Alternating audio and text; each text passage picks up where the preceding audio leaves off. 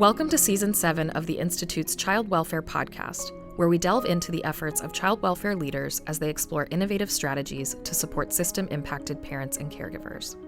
You'll hear about how these individuals have navigated through challenges, celebrated triumphs, and uncovered invaluable lessons along the way. Today, we're joined by Nathan Scott. Nathan is currently the Child and Family Wellbeing System Coordinator with the Florida Department of Health for Florida's 12th Judicial Circuit, which serves DeSoto, Manatee, and Sarasota counties. This position primarily assists the circuit's Community Alliance in achieving its mission to serve as a collaborative, prevention-focused, and transparent partner that provides community oversight, education, and advocacy in the achievement of systemic improvements in community-based child welfare services.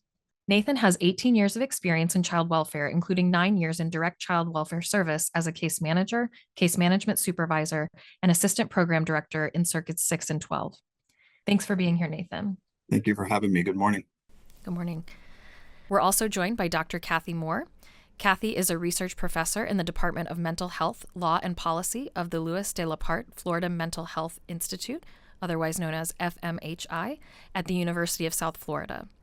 For the past 10 years, she has been at FMHI with a primary focus in the area of substance abuse and mental health. Welcome, Kathy. Thank you so much. Glad to be here. The program we'll be talking about today is called Parents for Parents, or P4P. The program is run out of the National Association for Mental Illness, or NAMI, in Sarasota and Manatee counties. So Nathan, very broadly, P4P is a mentorship program for system-impacted parents. Can you elaborate on the purpose of P4P and how it got started? Absolutely. So Parents for Parents is really a program about outreach, education, and support, and it's connecting parents who've experienced the child welfare system and successfully made it to the other side, so reunified with their families and with their children, with new parents who are currently coming into the system with a brand new case, just had their children removed. And so that's the purpose overall and how it got started. It's an interesting journey, and I'm happy to share. Back in 2021, I happened to attend this conference that was virtual, and one of the presentations was 3 parents from around the country talking about parent partner programs. And I was really intrigued, and I asked myself the question, why do we not have this in Sarasota, Manatee, or DeSoto counties? And so I started to look around and see what we had across Florida, and I couldn't really find anything that I heard in that presentation. And so I approached a colleague at NAMI who's an expert in peer support. I figured that would be my subject matter expert, my go-to person. And so her and I embarked on a virtual tour of the United States and talked with multiple parent partner programs, P4P included. We were really excited and wanted to present our findings, so to speak, to our court team, our child welfare team. And so we did so in December of 2021 to our judges, our attorneys, our local community-based care organization, or CBC, Safe Children Coalition, and were met with enthusiasm. I was pleasantly surprised. We were given the green light to pursue this. And so we established a steering committee in early 2022 that comprised all of our court team, a representative from each court team partner. So an attorney for parents, an attorney from the Department of Children and Families, our community-based care leadership, a judge, et cetera. I also onboarded a few providers onto that steering committee. And it's important to note the thing that I did not have on that steering committee was a parent voice. And it was extremely hard to find the parent voice. And so I have to give kudos and gratitude and acknowledgement to 3 parents from Broward County who actually joined our steering committee to provide us with parent voice. We presented all of the parent partner programs. The steering committee picked P4P, and the rest is history. Fantastic. So I'd love to know a little bit more about the specific activities of P4P. Can you speak to those a little bit? Absolutely. So there's 3 main components for Parents, which I should give credit to Washington State. This was a parent-led, parent-organized, parent co-created program in Washington State. Started in one county, and then now it's expanded across the state and also in other states. And so we want to be true to their program and their model and fidelity. And so there are 3 main components. The first being engage parents at their shelter hearing. So our parent partners are at every shelter hearing.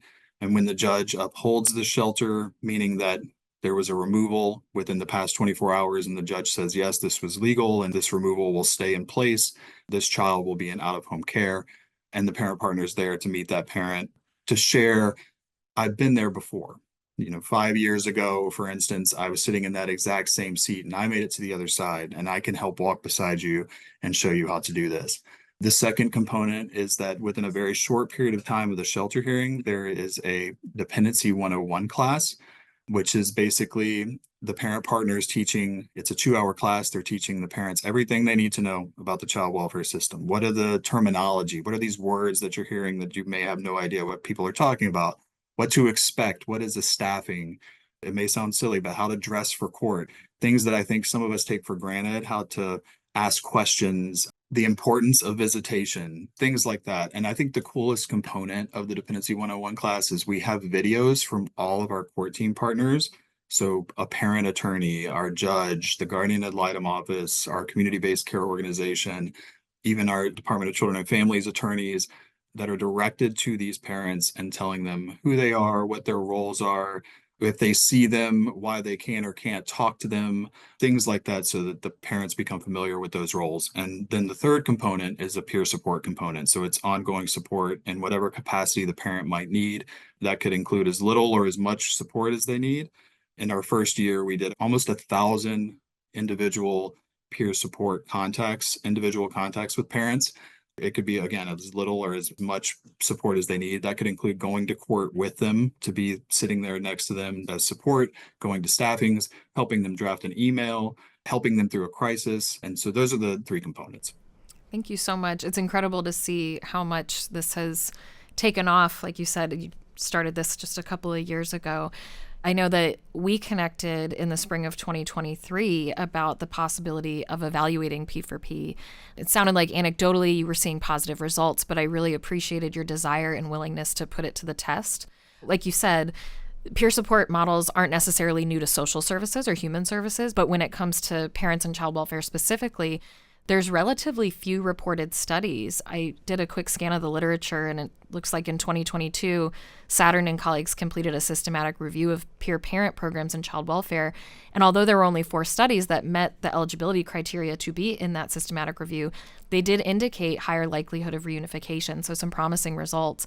And I think it's important to note that this included P4P as it was originally developed and implemented, like you said, in King County, Washington. I wanted to turn the conversation over to Dr. Moore. So, Dr. Moore, you're currently leading the evaluation of P4P that did come to fruition through our partnership with Nathan. And I wanted to hear from you how you got involved in the evaluation. Sure. Thank you so much, Lisa. It's been honestly an honor and a privilege to work with Nathan and colleagues at P4P. So in Hillsborough County and other counties across the country, family dependency treatment courts have started cropping up, which are those parents who have substance use involvement. That's really the primary reason that their children have been removed from the home. And so there's more wraparound services. They do a deeper dive into substance use treatment with the parent. The ultimate goal is to try to get the children reunified with the parents. So I've been involved with those programs since 2006, so for quite some time.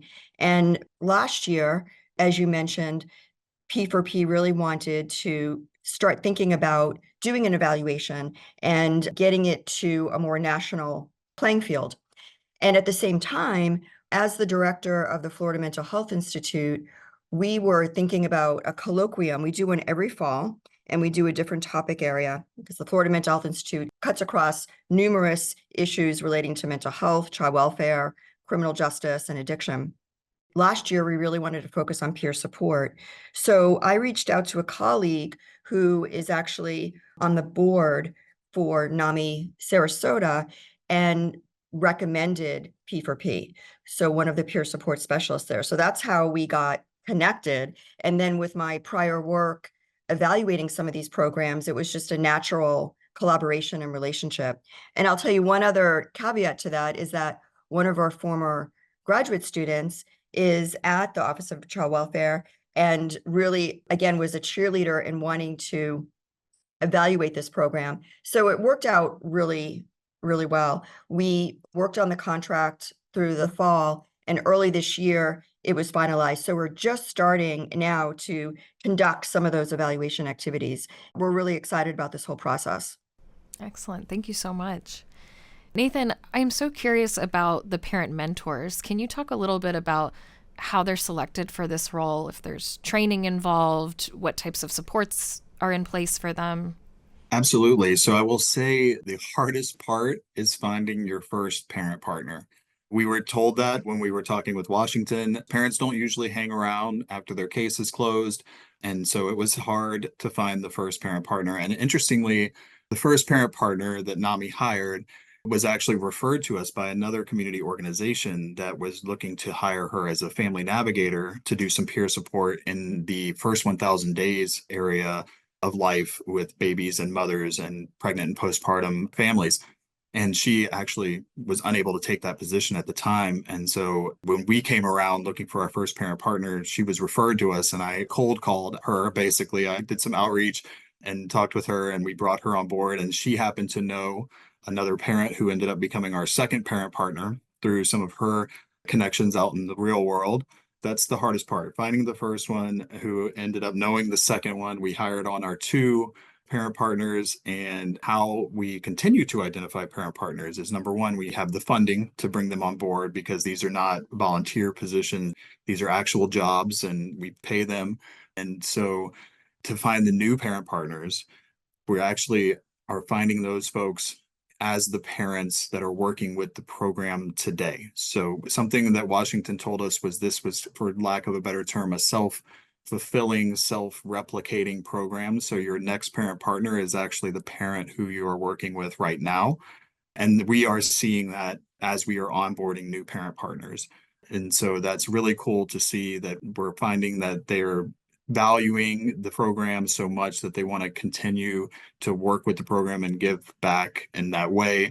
So that's kind of been our experience, and it seems to be the experience of others across the country doing the P4P work. And preparation and training, that's another exciting topic. Really, the whole topic's exciting. I get excited talking about it. But during our steering committee process, we wanted to have a team approach to how and what kind of trainings we should consider. We didn't really want to make anything required for NAMI, but things that we could recommend and we could consider. And so we had an excellent and still we continue to have an excellent partnership with our community-based care organization who actually allowed us to have our parent partners and continue to allow us to go through certain modules of pre-service training side by side with case managers, which has been an amazing experience for us as a system, but also for the parent partners.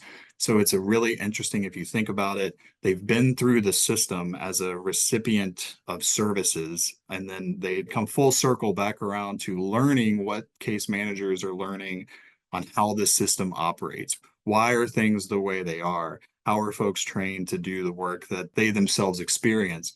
And to us, it was really an equity piece. We wanted the parent partners to hear the same thing that case managers are hearing. So when a parent they're working with comes and says, hey, parent partner, my case manager told me this, the parent partner can say, that's actually accurate. I heard that myself in training. Or they can say, that's not quite what I heard. Let's see if we can get some clarification. So there is an equity piece, but it really gives them a bigger picture of how the system works. We're not training them to be case managers. I want to be clear. It's not the whole pre-service. It's just certain modules. And then by virtue of the program being housed at NAMI, there are so many internal trainings that I was not really aware of prior, that because it's a peer-led organization, things like how to tell your story safely, things like wraparound. Our parent partners have been trained in wraparound, and which is so cool because they can offer that to the parents while they're doing the peer support. And then really any other trainings that they've been interested in the community, we've plugged them in. So they're very well trained folks, believe it or not. And the last piece that you asked in regards to the ongoing supports, and this is a key part, I think, for anybody considering a parent partner program.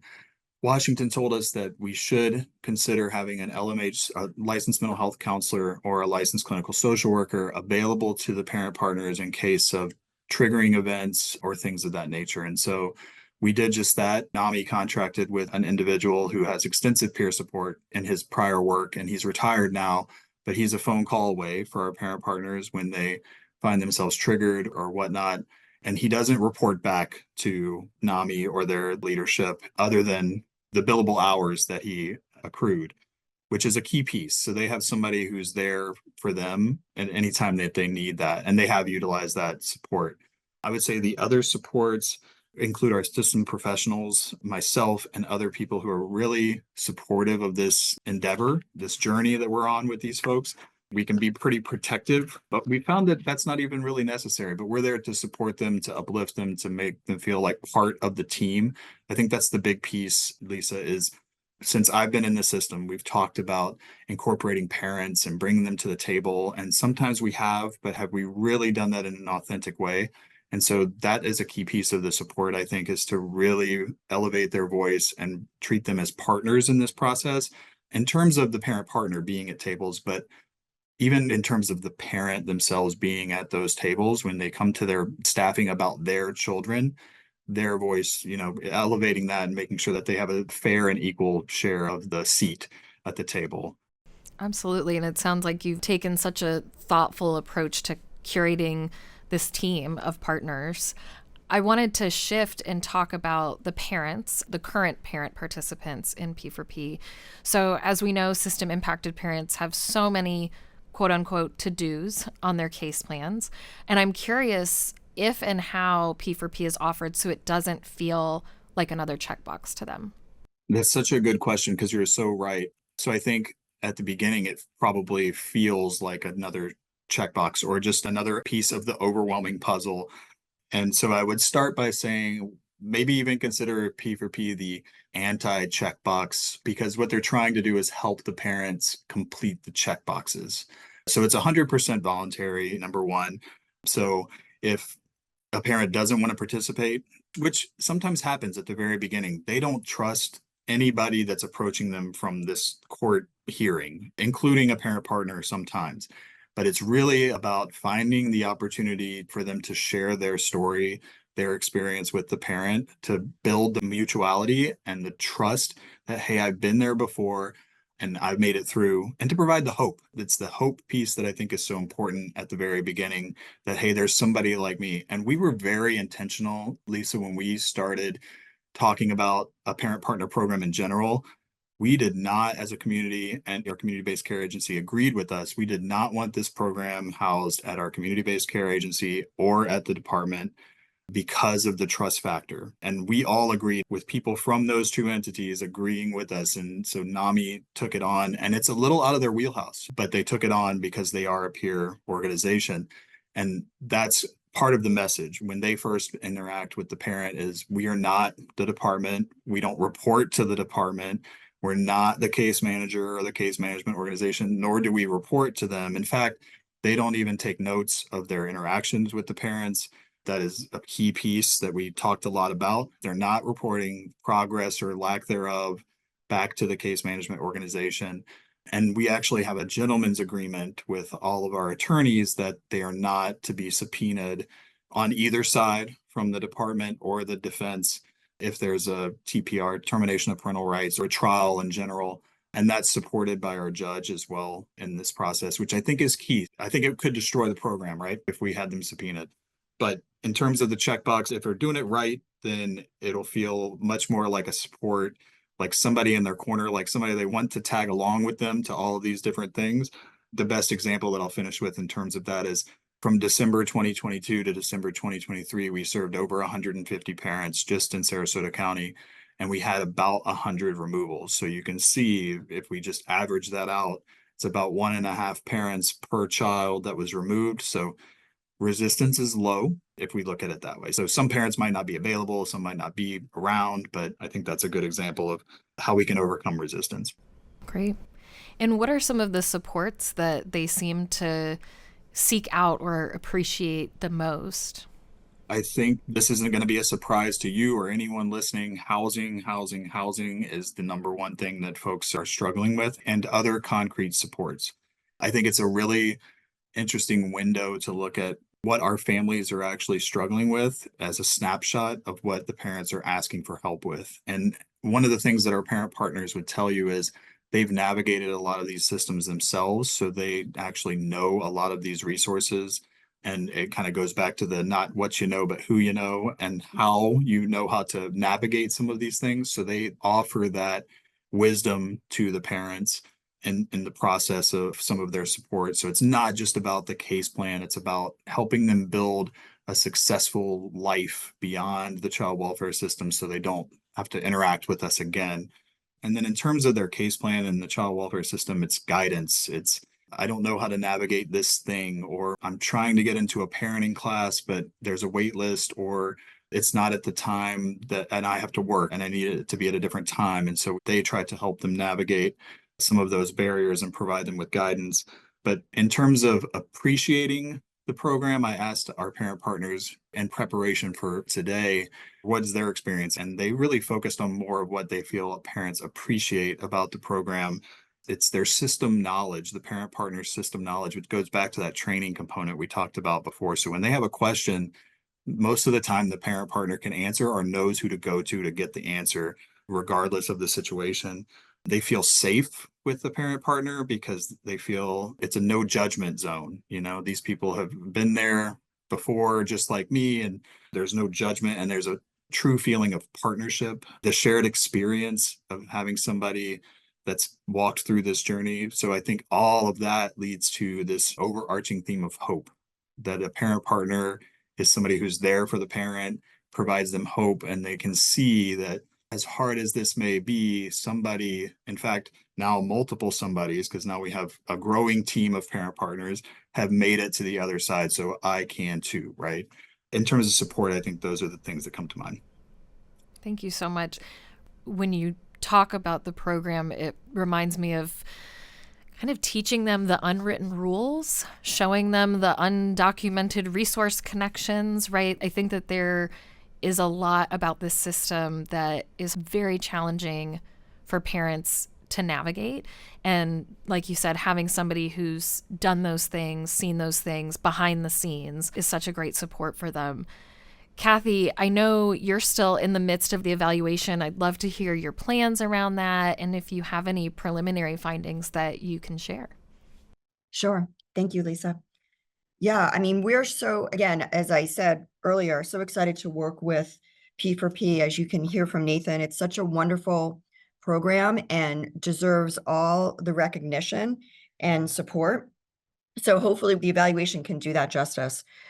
We are doing what's called a mixed method, meaning we're not just looking at data, numbers, we're looking at qualitative information. And one of the things that Nathan said was that we want to hear the parent voice. And that's really important for us when we do an evaluation. We want to hear from everybody involved in the process. So we've started looking at some of the data that's being collected, and probably we won't have too many parents that have graduated or have become reunified when we complete the evaluation, since they've really just started this a little over a year ago. So we'll have some of that information, but I think what we'll really get is the rich information from those voices that are involved in this process. So we're going to be interviewing key stakeholders. And so these are folks that are involved in the process, that are working with Department of Children and Families, that are working with NAMI, that are working with P4P as part of the court process. So the judge, the state attorney, the public defender, the treatment providers. In addition, we really want to hear from as many parents as possible. We want to build that trust, right? Sometimes it's really hard to get the trust of parents and really get them to share their struggles and how they got involved in the child welfare system and how P4P has helped them. So we went to their parent leadership meeting last week and just observed, and it was a wonderful, wonderful meeting. We also observed the key leadership meeting several weeks ago. And so from those two groups, we'll be interviewing folks about the process. And we also want to interview parents. As Nathan said, some parents don't want to be involved in this process. So we want to hear from them about why not. What was it about the program that maybe just didn't sit with you, or maybe you were involved and then you stopped? So we want to hear from all sides and what we can do. So when we ask questions, it's not just about what you liked about the program, but how can we make the program better? How can we make it stronger? How can we fit it for all types of parents? Because again, a lot of the parents that I've seen in the child welfare system tend to be moms, but we also want to get the father's perspective as well. So really important to get, again, everybody's voice. Fantastic. I love that there's a focus on fathers too. I know that's a huge topic of discussion in our state and nationally, is engaging with more fathers. So I appreciate that lens. And this work takes incredible vulnerability from all sides. You know, Kathy, you mentioned building trust with parents to share their story with not only the parent partner, but an outside evaluator, a researcher, right? You know, we've heard that feedback before as well, that, well, aren't you just part of the system, right? And so I appreciate the care that you're taking to build that rapport and that trust. And again, it's that vulnerability from the parents. Nathan, I think it's vulnerability from organizations too. You know, Kathy spoke about this a little bit, that we're not just looking for you to tell us how wonderful P4P is. We want to know what we can be doing differently and better and more of, so that we can serve as many parents as possible and support them. So I appreciate the vulnerability, like I said, from all parties in engaging in this evaluation. Nathan and you both mentioned vulnerability, but also hope. And I think that is something that we really want to capitalize on. And that's hard to what I call operationalize. So what is hope? What does that mean? What does hope mean? And how can you make that something concrete? It's my hypothesis that when parents come into this program, that that's what they're looking for, is that hope. And so I think if we can show that at the end of the day, that parents have hope, what's the goal? To reunify the families, right? Get them back together. And so if we can show that being part of this process and being part of this program, that envelops hope and trust with the system, then I think we're doing our job, all of us, right? And so that's one of my goals for the outcome of the study. I think that's going to be an important one, and one that we hope will come out with the parent voice. That's excellent. And I think you're spot on. I agree with you. I know my colleague Jess Hannah Coulter from Casey Family Programs has talked to me a lot about the science of hope, and this, not necessarily new, right? But this idea that that's a great place for us to be starting in our work with parents. So I think you hit the nail on the head there. So lastly, I'd like to ask you both, what is one thing you would implement to better support parents impacted by the child welfare system? So Nathan, I'll start with you. Thank you, Lisa. And thank you again for having us. My experience with this has been nothing short of amazing. I've been around different parts of the system for a very long time, and this is just refreshing and it's so inspiring. And I'm constantly humbled by how much wisdom these parents bring to the table in all different aspects. I think a parent partner program in every area of Florida would be amazing if that's something we could ever get to. I think there's an appetite for it. A lot of folks want to hear about what we're doing and how can they do it. Part of that process of making sure we can do that and have a parent partner program. And it doesn't have to be P4P. We chose P4P as a community, but there's other options. And so whatever works for a community.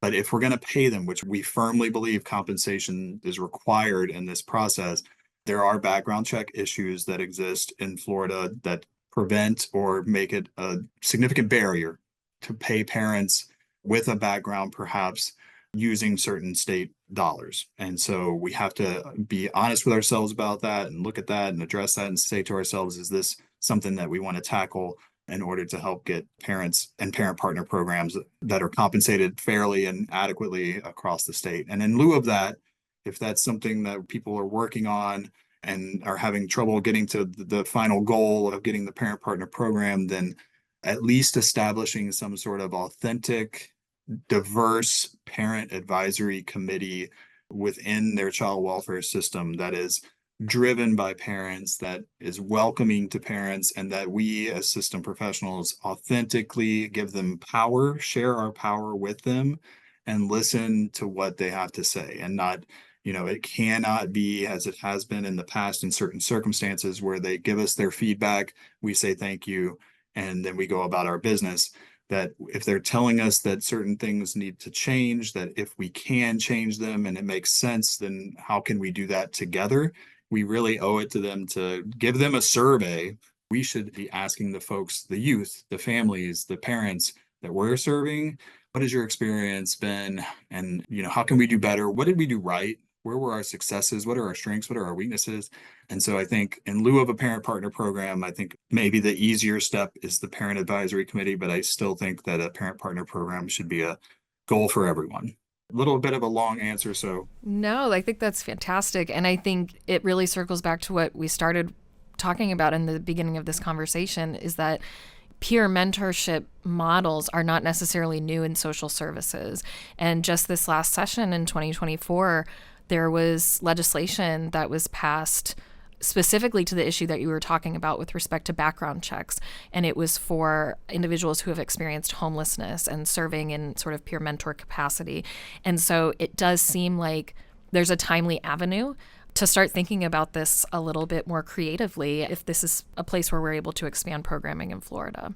So Kathy, I'll shift back to you. So what's one thing you'd implement to better support parents impacted by the child welfare system? Thank you, Lisa. And again, thank you for having us this morning. It's been wonderful talking with you and Nathan about this program. Actually, two things came out of the parent leadership meeting last week. And one of them is a lack of understanding and resource in the area of trauma. We know this, right? But if you think about a parent and their child has been removed and they're dealing with substance use, they may be dealing, a lot of parents are dealing as well with mental health issues. They may be detoxing. They have to juggle court appearances and case treatment plans and working. So all of those things can be combustible, and there seems to be some lack of resources around the issue of trauma and trauma-informed care. And we know how important that is. So this is a very concrete, viable solution, and way that we can help parents. And then the other thing I'll mention is that enhanced communication between the foster parents and the parents. So if a foster parent is taking care of the child, having more communication between those two parties so the parents understand what's going on. And again, I think that's a very reasonable thing to want, but I think we can also make that happen. And so I think both of these are great examples of things that we know, but maybe we're not doing enough about. And so again, going back to the parent voice and understanding from them, because they're the ones that are in the system, how can we make the system better, I think is very important. So we know this, but hearing it from the parent, I think is very, very important. I love that. And it kind of calls me back to an episode we did earlier this season with Dr. Melissa Rady and Dr. Lenore McWay, who are leading a study on the power of parents and looking at what their support networks are and how we can better engage them in this work. So it's so great to talk to so many experts from around the state who are really on the same journey to doing, as Nathan said, more authentic parent engagement. So I really appreciate both of you being here today and talking about P4P with us. Is there anything that we didn't cover that you wanted to add? There's so much I could talk about, and so I'm trying to keep it short, but you just said authentic parent engagement. And one of the things that our parent partners have been genius about is how can we lean on the parent partners and P4P to help the system engage parents better. So asking parents, what would you have suggested to engage you better? What questions do you wish somebody would have asked you? And using that to create kind of these frequently asked question tools for parents to bring to their staffing with them and to their case planning conference. The example I'll give you is case planning conference. We have this one page frequently asked questions. And one of those questions right at the case planning conference, so right up front when they first meet their case manager, theoretically, is when is a good day for me and you to touch base every week? Is it Thursday at 2:00? That's perfect. Do you want me to text? And this is the parent asking the case manager this, right? So do you want me to text you every Thursday at 2? And then how about we have a phone call on the fourth Tuesday of the month and let's set aside some time on our calendar. And so, proactively helping the case manager perhaps book that and engage that parent. And so those kind of tools I think are invaluable. Again, another example of how we can use a parent partner program to even help the system engage the parents better. So just wanted to share that because some of that last conversation reminded me of that. That's great. Thank you. Kathy, anything else you wanted to add? As you said, we just started delving into this evaluation, and we're really looking forward to interviewing some of our key stakeholders and parents and really looking at the process. I will also say we are very interactive. So our evaluation is probably, I would call it a formative evaluation, but we also include our collaborative partners like Nathan, like NEMI Sarasota, where we tell them what's going on along the way. This isn't like we're working in a silo. So we had them to USF for a meeting to just kick everything off, and we'll be meeting with them quarterly to go through everything that we're finding. So we want to work collaboratively. They are our partner, and we want to make this as successful as possible. So thank you again, Nathan and Dr. Moore, for joining us today. I appreciate you spending your morning with us. Thank you so much, Lisa. Thank you. I'd like to thank all of our guests for sharing their knowledge and experiences with us today.